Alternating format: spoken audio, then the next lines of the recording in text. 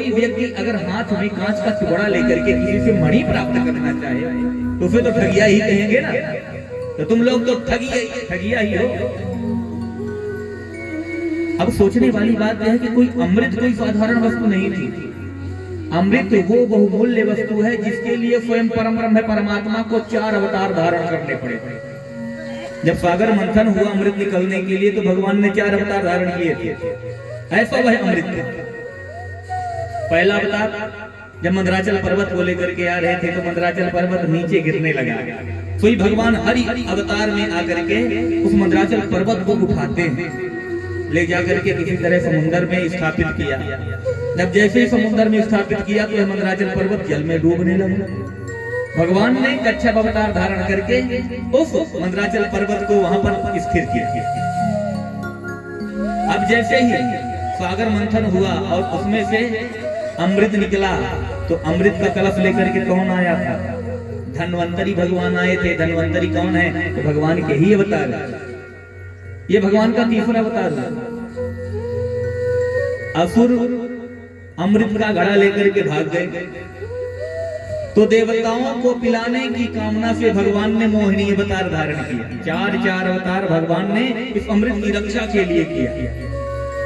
और आज उस अमृत के कलश को सुखदेव जी कहते हैं कांच का टुकड़ा है। सोचने वाली बात है, कांच का टुकड़ा कैसे हो गया? बोले सुखदेव जी की दृष्टि से देखोगे तो समझ में बात आ जाए। देखिए जो स्वर्ग का अमृत है ये पक्षपाती है। वहां पर तो असुरों ने भी अपने हाथ लगाए थे, उन्होंने भी मंथन किया था, लेकिन अमृत पीने को सिर्फ देवताओं को मिला। पक्षपात करने वाला है। लेकिन भागवत का कथामृत क्या कहता है कि यहाँ पर सिर्फ देवता ही आओ, असुर ना आओ।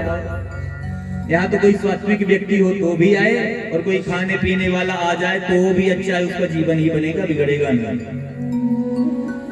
तो चाहे देवता आए चाहे असुर आए सबका स्वागत है। कोई छोटा आए बड़ा आए हर दृष्टि से बराबर मात्रा में सबको पिलाया जाता है।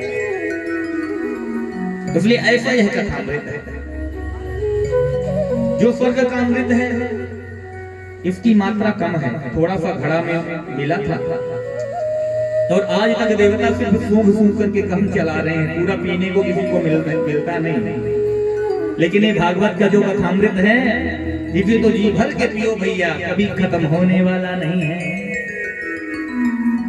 निरंतर भगवत रस का पान। इसलिए पारखी श्री सुखदेव जी ने समझा कि अमृत की तुलना में मेरा कथामृत सर्वश्रेष्ठ है, तो फटकार करके असुरों को भगा दिया। अरे जाओ, तुम्हारी यहाँ पर आवश्यकता नहीं है। देवता दौड़े दौड़े दुखी होकर के ब्रह्मा जी के पास गए। बोले ब्रह्मा जी ये तो बड़ा अन्याय हो रहा है, हम स्वर्ग के देवता और हम अमृत से, हम कथा से वंचित हैं और धरती के साधारण से मनुष्य खूब चकाचक भागवत की कथा सुन रहे हैं, उनको खूब लाभ मिल रहा है।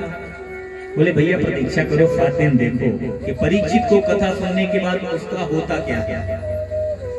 7 दिनों तक कथा हुई और 7 दिनों के कथा के उपरांत जब परीक्षित का मोक्ष देखा कि परीक्षित को भगवान का धाम प्राप्त हुआ, तब तो धाता विस्मितः, साक्षात ब्रह्मा भी चकित रह गए। और किया क्या? सत्यलोके तुलां बद्ध्वा तोलयत् साधनान्यजः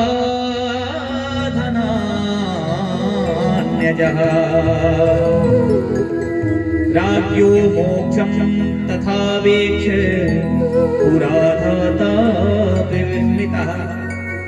सत्यलोक में सत्य का तराजू लगा, एक तरफ तो चतुर पुरुषार्थों को रखना, जब तक नियम प्राणायाम संयम तपश्चर्या सब कुछ रखना, और एक तरफ एकमात्र श्रीमद् भागवत महापुराण को रखना।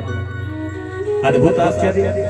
जब भागवत का ग्रंथ पलड़े में रखा गया तो देखते ही देखा